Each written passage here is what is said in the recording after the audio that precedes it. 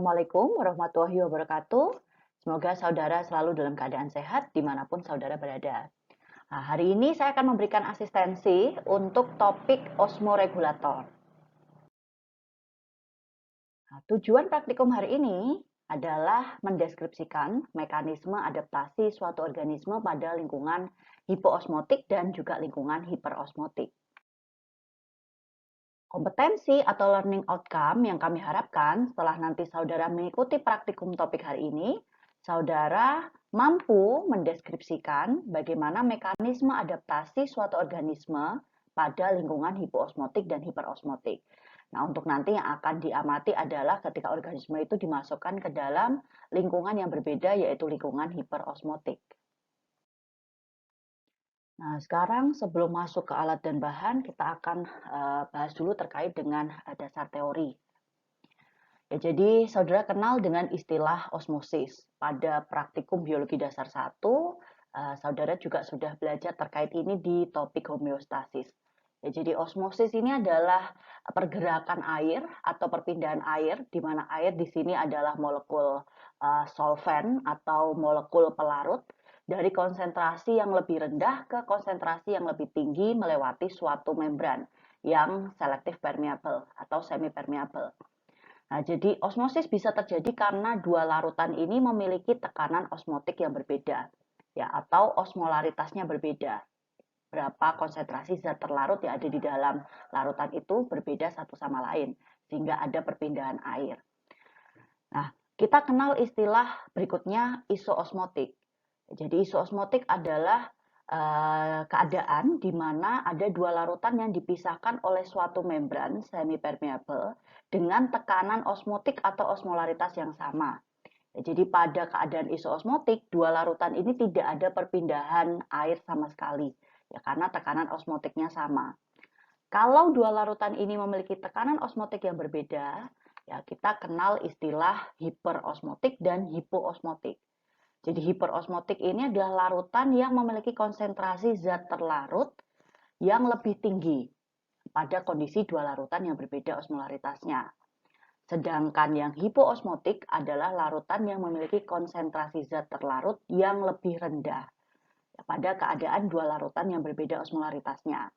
Nah, kalau seperti ini, ada dua larutan di mana yang satu merupakan larutan hipoosmotik dan yang satu merupakan larutan hiperosmotik, maka air akan mengalir atau berpindah dari larutan yang lebih rendah, hipoosmotik, ke larutan yang konsentrasi zat terlarutnya lebih tinggi, yaitu hiperosmotik.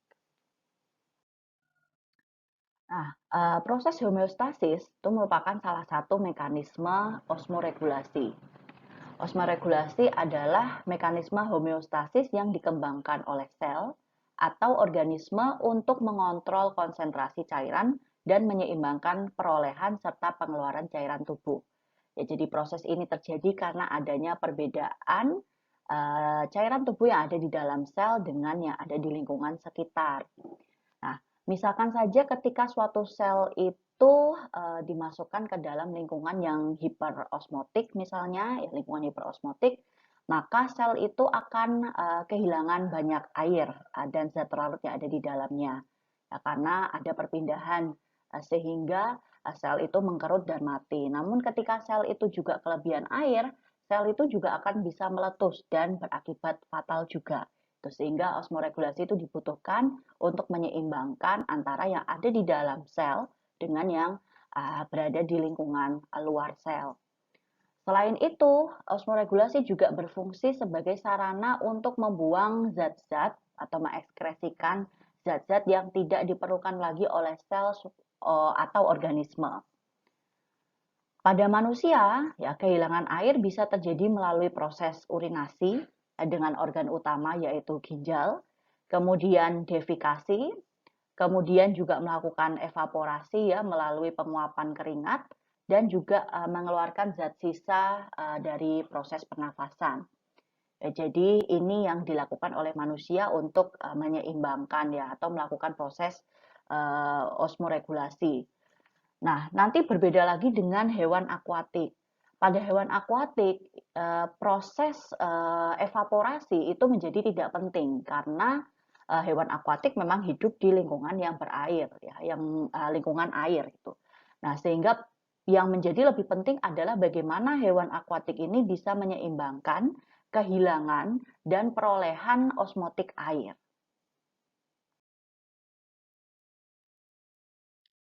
Nah, untuk hewan laut ya atau organisme ya secara umum ada dikenal dua istilah. Istilah yang pertama adalah osmoconformer. Jadi osmoconformer ini adalah organisme yang tidak secara aktif mengatur sistem osmosisnya. Ya, jadi sistem osmosis ini sudah disesuaikan dengan lingkungan sekitar karena memiliki osmolaritas internal yang sama dengan lingkungannya. Ya, jadi isoosmotik dengan lingkungan sekitar sehingga tidak ada kecenderungan untuk mengambil air atau kehilangan air. Ya, sehingga memang tidak aktif untuk mengatur sistem osmosis karena memang sama osmolaritasnya. Nah, hal ini bisa terjadi karena kebanyakan organisme osmoconformer ini hidup di lingkungan yang memiliki komposisi kimia yang stabil atau konstan. Sehingga osmolaritasnya dari waktu ke waktu itu tidak ada perubahan, tidak banyak perbedaan dengan lingkungan yang ada di sekitarnya. Nah, berbeda dengan organisme osmoconformer, ya, kita kenal juga dengan organisme yang disebut sebagai osmoregulator. Ya, dari regulator saja saudara sudah tahu ya di sini bahwa organisme ini secara aktif mengatur ya atau meregulasi sistem osmosisnya tanpa tergantung dengan lingkungan sekitar. Tuh. Jadi mau tidak mau harus beradaptasi ya dengan lingkungan sekitar jika ada perbedaan osmolaritas. Nah, jika organisme ini hidup di lingkungan yang hipoosmotik, ya maka organisme ini akan aktif untuk membuang kelebihan air. Nah, kalau hidup di lingkungan yang hiperosmotik, ya maka organisme ini akan terus-menerus mengambil air ya untuk mengatasi kehilangan osmotik. Karena ketika hidup di lingkungan hiperosmotik, maka proses osmosis itu akan terjadi secara terus-menerus gitu ya. Jadi ada perpindahan air keluar dari sel menuju ke lingkungan sekitar. Ya, sehingga untuk bisa bertahan, maka organisme osmoregulator di lingkungan hiperosmotik harus terus-menerus mengambil air untuk mengatasi kehilangan air di lingkungan osmotiknya. Nah, kemampuan untuk mengadakan osmoregulasi membuat hewan mampu bertahan hidup. Ya, misalnya di lingkungan dengan osmolaritas yang terlalu rendah atau pada lingkungan dengan persediaan air yang sangat terbatas. Ya, sehingga kelompok hewan osmoregulator ini sebetulnya sangat fleksibel. Ya, bisa hidup di lingkungan air tawar, di daratan maupun di lautan karena memiliki kemampuan untuk bisa mengatur mengatur osmoregulasinya sendiri ya dengan lingkungan sekitar. Nah, pada protista air tawar agak berbeda. Pada protista air tawar misalnya amoeba dan paramecium, ya nanti yang akan kita amati adalah paramecium. Pada organisme ini dia memiliki organel yang kita sebut sebagai vakuola kontraktil, di mana vakuola kontraktil ini fungsinya adalah untuk memompa keluar kelebihan air. Nah, seperti ini kenampakan organismenya. Saudara juga sudah pernah mengamati ya di praktikum sebelumnya. Ini adalah paramecium. Nah, di paramecium ini ada gambaran skematis. Di paramecium ada dua tipe vakuola. Ada vakuola makanan dan ada vakuola kontraktil. Ya, vakuola kontraktil inilah yang fungsinya adalah untuk memompa kelebihan air keluar dari dalam sel. Nah, sekarang kita akan melihat contoh mekanisme osmoregulasi yang dilakukan oleh dua jenis ikan. Ya. Ada ikan air laut dan juga ikan air tawar. Ya, kedua ikan ini hidup di habitat dengan salinitas atau kadar garam berbeda. Ya, pada ikan air laut kadar garamnya tinggi, sedangkan pada ikan air tawar itu kadar garam di lingkungan lebih rendah. Nah, pada ikan air laut hidup di lingkungan yang hiperosmotik, ya artinya kadar garam atau zat terlarut yang ada di dalam air laut atau lingkungannya itu lebih tinggi daripada yang ada di dalam sel. Nah, di sini tertuliskan osmotic water loss ya, jadi kehilangan air itu akan terjadi terus-menerus melalui proses osmosis. Ya, jadi karena hidup di lingkungan yang hiperosmotik, maka air yang ada di dalam sel itu akan berpindah secara aktif keluar ke lingkungan. Tuh, secara terus-menerus melalui insang dan juga bagian lain dari permukaan tubuh. Nah, kemudian ekskresi juga dilakukan dari insang, ya, ekskresi dari ion garam. Nah, untuk bisa mendapatkan air, ya karena airnya kan terus-menerus keluar dari dalam tubuh. Untuk mendapatkan air, maka ikan air laut itu biasanya minum banyak sekali air laut. Begitu juga mendapatkan air dari makanan yang dia makan. Nah, untuk mengurangi, ya menutupi adanya pelepasan air terus-menerus dari proses osmosis, maka ikan ini akan memompa keluar kelebihan garam dan juga mengekskresikan air dalam jumlah yang sangat sedikit di urinnya. Ya, jadi urin pada ikan air laut umumnya encer. Gitu. Jadi ikan air laut ini urinnya lebih banyak mengandung garam daripada air, ya, untuk mengurangi pelepasan air yang terjadi terus-menerus. Sedangkan pada ikan air tawar berbeda dengan ikan air laut. Ikan air tawar ini hidup di lingkungan yang hipoosmotik, yang memiliki kadar zat terlarut yang ada di dalam lingkungan itu lebih rendah daripada yang ada di dalam sel. Karena yang ada di lingkungan itu lebih rendah kadar garamnya, maka air yang ada di lingkungan sekitar itu akan terus-menerus masuk ke dalam tubuh ikan ya melalui insang dan juga permukaan tubuh yang dan bagian yang ada di permukaan tubuh itu melalui proses osmosis. Sehingga nanti untuk mengurangi adanya air yang terus berpindah masuk, ikan itu akan mengekspresikan urin yang sangat encer ya dengan kandungan air yang cukup tinggi untuk ikan air tawar. Nah, untuk mendapatkan garam ya garam mineral dan juga makanan, maka ion garam itu akan aktif diambil melalui insang dan juga makanan yang ada di sekitar ikan. Ya, jadi berbeda mekanisme osmoregulasi dari ikan air laut dengan ikan air tawar.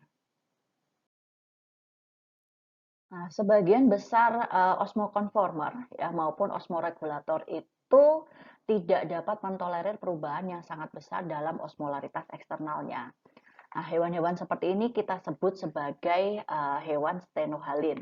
Ya, stenos artinya sempit, halin artinya mengacu pada salinitasi atau garam. Jadi hewan-hewan stenohalin itu memiliki kisaran atau range tertentu untuk bisa mentolerir perubahan osmolaritas. Jadi ketika ada perubahan osmolaritas eksternal yang sangat besar, maka hewan-hewan yang masuk ke dalam kelompok stenohalin itu tidak bisa mentolerir atau tidak bisa beradaptasi dengan perubahan osmolaritas yang terlalu tinggi. Berbeda dengan stenohalin, ada hewan yang kita sebut sebagai eurihalin. Ya, jadi hewan eurihalin ini adalah hewan yang bisa bertahan hidup dalam lingkungan dengan fluktuasi osmolaritas yang sangat besar. Ya, jadi range atau kisaran osmolaritasnya cukup tinggi. Ya, jadi ketika ada perubahan osmolaritas yang sangat berbeda, ya sangat berbeda dengan osmolaritas yang dia adaptasikan selama ini, maka hewan ini masih bisa bertahan hidup. Itu yang kita sebut sebagai kelompok eurihalin. Nah, untuk alat dan bahan yang akan digunakan pada topik hari ini, untuk alatnya ada mikroskop ya untuk mengamati pergerakan paramecium, kemudian gelas beker atau gelas plastik dan juga cawan petri, gelas ukur, sendok pengaduk, pipet tetes, objek gelas dan juga cover gelas. Kalau nanti misalkan menggunakan objek gelas dengan dasar yang cekung ya maka kita tidak memerlukan cover gelas. Nah, kemudian bahan yang akan digunakan adalah paramecium. Ya, paramecium ini yang berada di dalam medianya ya berupa air rebusan jerami, kemudian ikan air tawar, kemudian larutan garam dapur atau NaCl dengan 4 konsentrasi berbeda, konsentrasi 0%, konsentrasi 0,8%, 2%, dan yang terakhir adalah konsentrasi paling tinggi 5%. Dan juga air ya, untuk membuat larutan garam dapur. Nah, ini adalah kenampakan dari paramecium yang nanti akan diamati pergerakannya. Jadi untuk mengamatinya maka perlu tahu dulu seperti apa bentuknya. Ya, jadi bentuknya, ukurannya nanti cukup besar ketika berada di bawah mikroskop, ketika berada di bawah mikroskop ya, 100 kali atau 400 kali ukurannya cukup besar.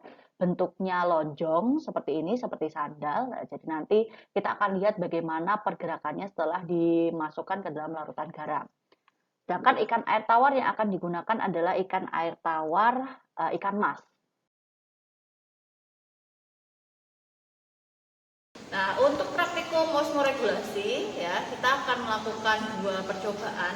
Nah, berikut ini adalah alat dan bahan yang akan digunakan dalam praktikum topik ini. Yang pertama adalah paramecium.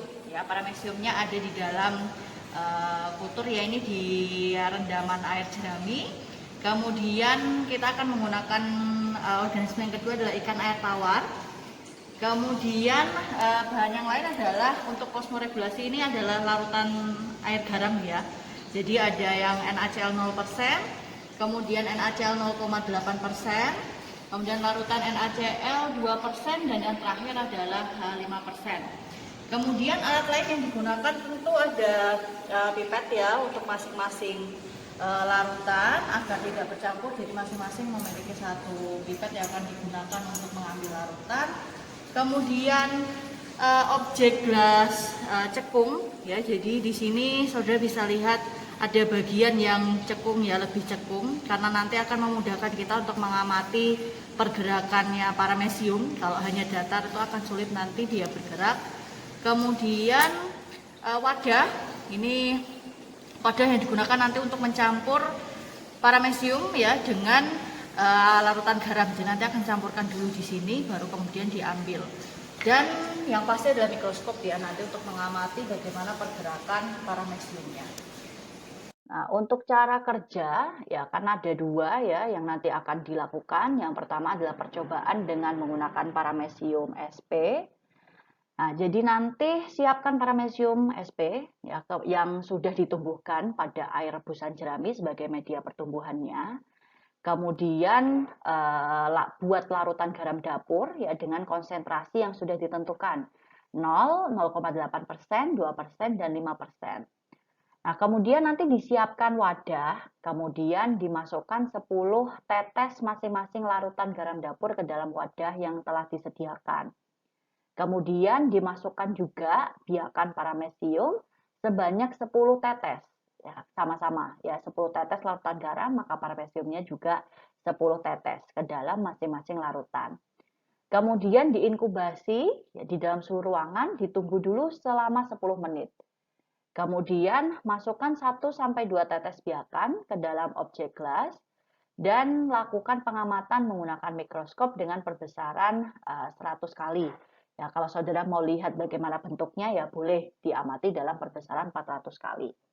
Nah, kemudian nanti kita amati bagaimana perilaku paramecium. Ya, jadi nanti bagaimana pergerakannya, apakah semakin lambat atau semakin cepat ya ketika konsentrasinya kadar garam itu semakin tinggi, ya, apakah nanti pergerakannya tetap stabil atau seperti apa nanti akan kita amati. Kemudian dideskripsikan bagaimana perubahan bentuk dan juga pergerakan paramecium SP pada masing-masing kultur dengan salinitas yang berbeda. Nah, yang kedua adalah percobaan dengan menggunakan ikan air tawar. Yang di sini yang digunakan adalah ikan mas. Nanti kita siapkan ikan air tawar yang ukurannya kecil ya, jadi ukurannya tidak terlalu besar. Ini terkait dengan wadah atau tempatnya gitu. Kalau ukurannya kecil kan saudara lebih mudah untuk mengamati, wadahnya juga tidak diperlukan wadah yang cukup besar. Kemudian sama dengan yang tadi ya, kita buat larutan garam dapur dengan konsentrasi yang sudah ditentukan. Ada 0, ada 0,8, 2%, dan 5%. Kemudian dimasukkan 1 ikan air tawar ya masing-masing ke dalam wadah yang sudah berisi dengan larutan garam dengan konsentrasi yang berbeda. Kemudian diinkubasi di dalam suhu ruang. Nah, kita akan amati selama 0 menit, 5 menit, 15 menit, dan 30 menit. Nanti kita akan lihat bagaimana kondisi ikan pada masing-masing perlakuan. dan amati pada waktu yang berbeda. Ya, jadi kita nanti akan melihat bagaimana ikan ini pergerakannya, ya pergerakan insangnya, bagaimana kecepatan membuka menutup insangnya, kemudian siripnya, bagaimana pergerakannya, apakah masih cepat atau tangkas, ataukah malah semakin menurun ketika kadar garamnya itu semakin tinggi. Nah, setelah ini kita akan melihat ya bagaimana cara kerja, akan didemonstrasikan bagaimana cara kerja untuk dua percobaan ini. Yang pertama ini adalah untuk percobaan paramecium dulu ya. Jadi kita siapkan dulu wadahnya. Seperti ini sudah disiapkan. Nanti ini yang diberikan 0% NaCl, ini 0,8% NaCl, 2% dan 5% NaCl. Nah, sekarang kita masukkan dulu ya yang 0% ya ke sekitar 10 tetes. Ya, sekitar 10 tetes.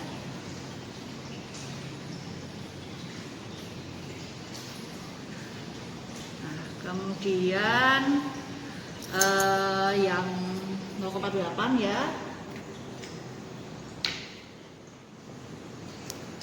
10 tetes juga.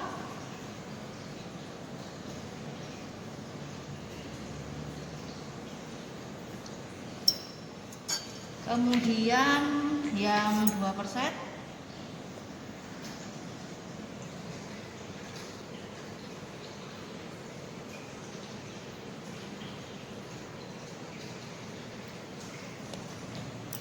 Dan yang terakhir 5% NaCl ya, ditempatkan di wadah.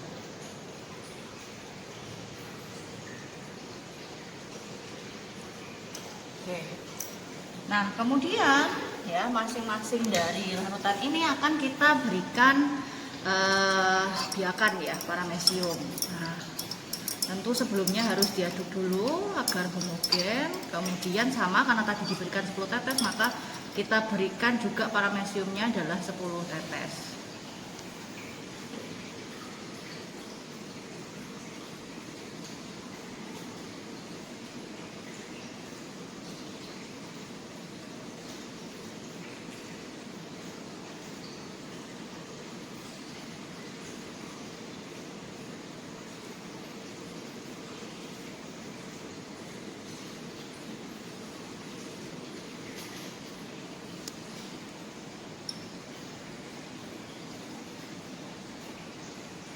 Nah, terakhir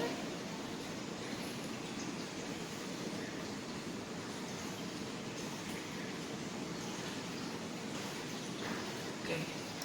Nah, setelah itu masing-masing nanti akan kita letakkan ya di jek gelas cekung ini, kemudian kita amati di bawah mikroskop. Nah, sekarang kita masukkan ya beberapa tetes nih dari yang 0 dulu ya, di bagian yang ada cekungannya ini. Nah, kemudian yang 0,8.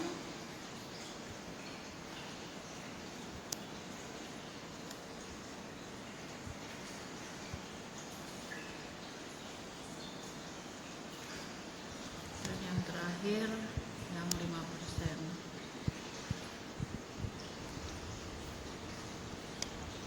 Seperti itu. Kemudian nanti kita akan amati di bawah mikroskop bagaimana, apakah ada perubahan ya, perubahan pergerakan atau nanti perubahan dari selnya seperti apa, nanti kita akan amati lebih jelas di bawah mikroskop. Setelah 10 menit ya, kita akan amati di bawah mikroskop bagaimana pergerakan dari paramecium ya. Ini sudah urut di depan saya, 0% NaCl, kemudian 0,8%, 2% dan 5% NaCl. Kita akan lihat satu-satu ya seperti apa.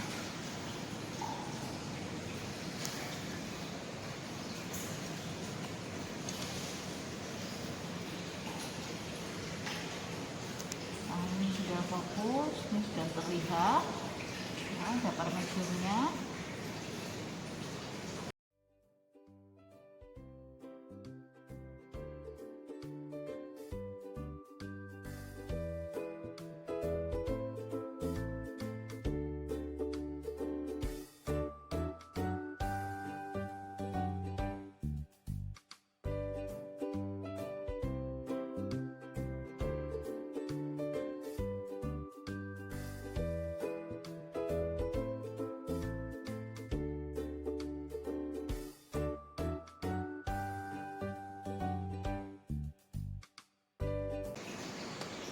Nah, jika sudah, kita ganti ya.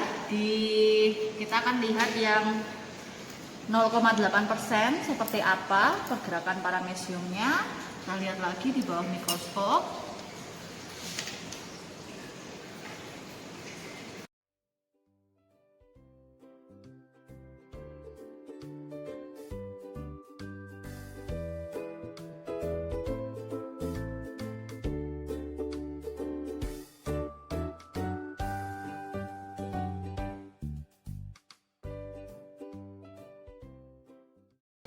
Nah, jika sudah, kita bandingkan lagi ya dengan yang berada di air garam 2% seperti apa pergerakan parameciumnya.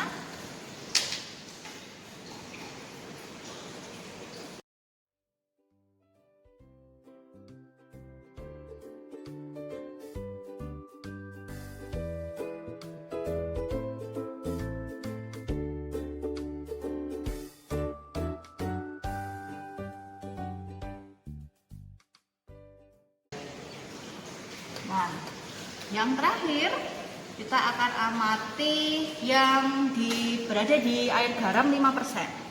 Ya, ini yang konsentrasi garamnya paling tinggi seperti apa pergerakan parameciumnya.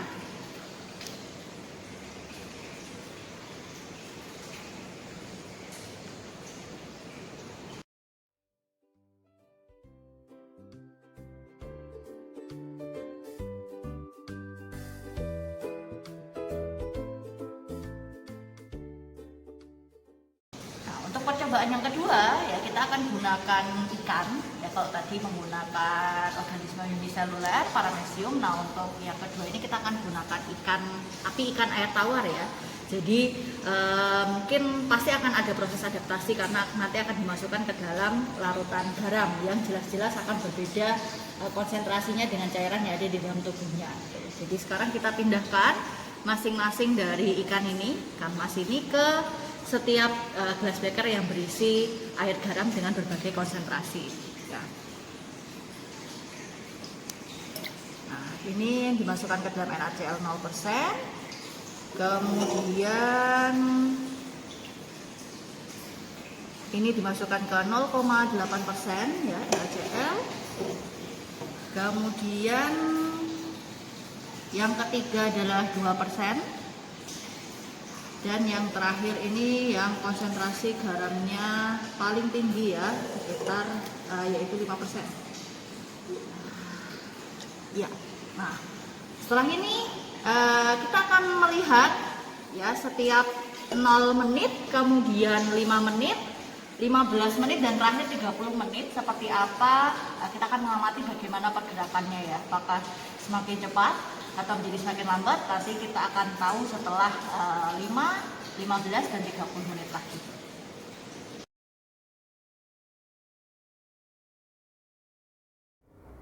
Berikut ini adalah hasil pengamatan ya, ikan air tawar yang sudah dimasukkan ke dalam larutan garam pada berbagai konsentrasi. Di sini pada menit ke-0, jadi sesaat setelah dimasukkan ke dalam larutan air garam, kita akan amati bagaimana perilaku dan juga pergerakan ikan.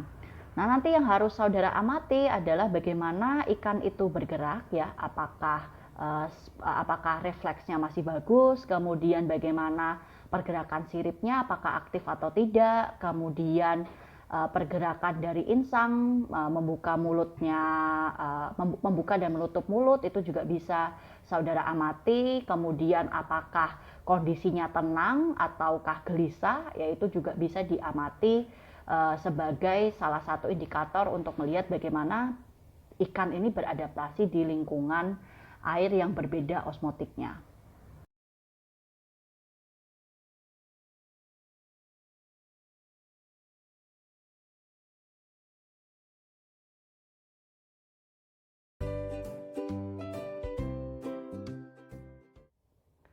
Nah, berikut ini adalah hasil pengamatan ikan air tawar pada menit ke-5.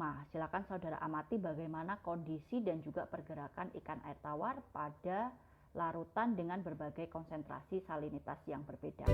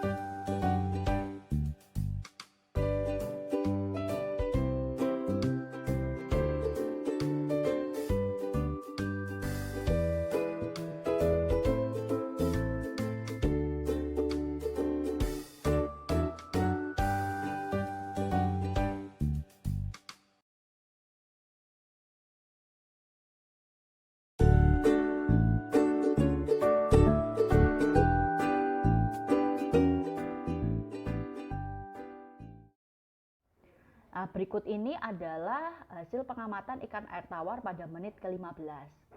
Jadi saudara silakan amati bagaimana kondisi dan pergerakan ikan pada menit ke-15 ini. Apakah yang berada di kadar garam yang lebih tinggi itu kondisinya masih sama? Ya, nanti saudara catat bagaimana perubahan kondisi atau pergerakan dari ikan air tawar ini.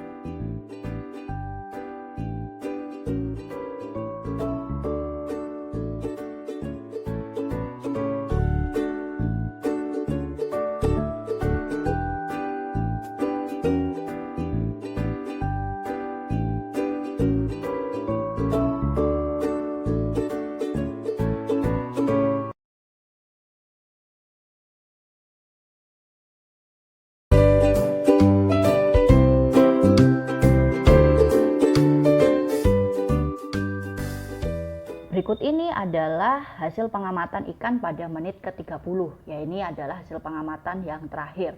Silakan saudara amati pada menit ke-30 ini apakah ada perbedaan kondisi dan juga pergerakan dari ikan air tawar. Ya, khususnya nanti saudara amati pada yang kadar garamnya sangat tinggi, yang paling tinggi 5% dan juga 2% nanti seperti apa. Apakah ada perbedaan dari yang awal.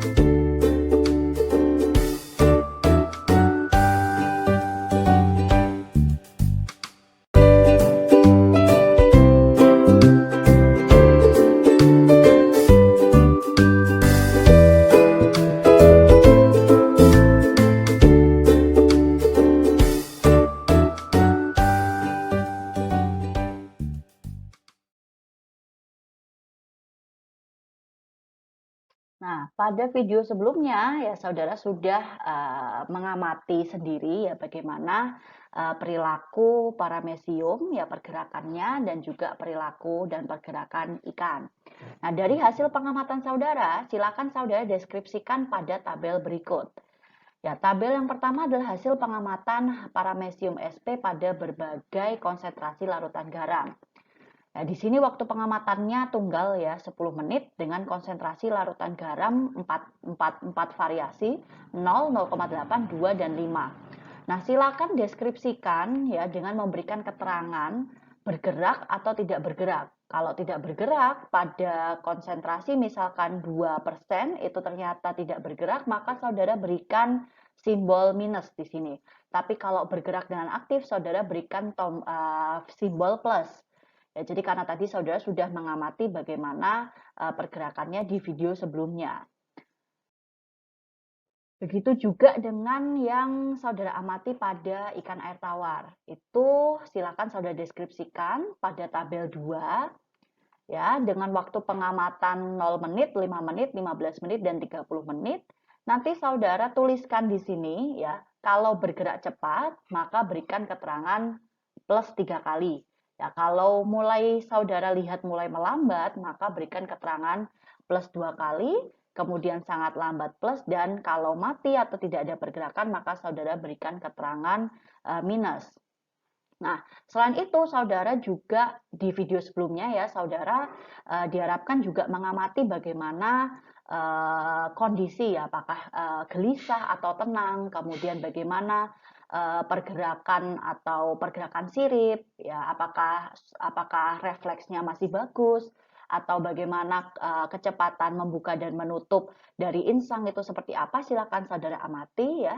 Nanti bisa saudara tuliskan di keterangan ini dan kemudian saudara bahas di pembahasan. Ya, mengapa hal itu bisa terjadi gitu. Misalkan pada konsentrasi garam 5% ternyata ada kematian di waktu pengamatan misalkan 15 menit gitu.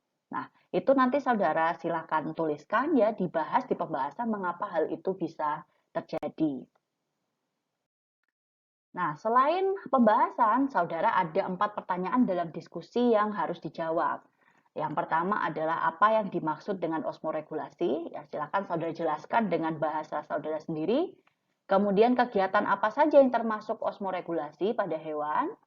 Kemudian apa peranan osmoregulasi? Dan yang terakhir adalah apa fungsi NaCl atau di sini adalah garam ya dalam tubuh hewan.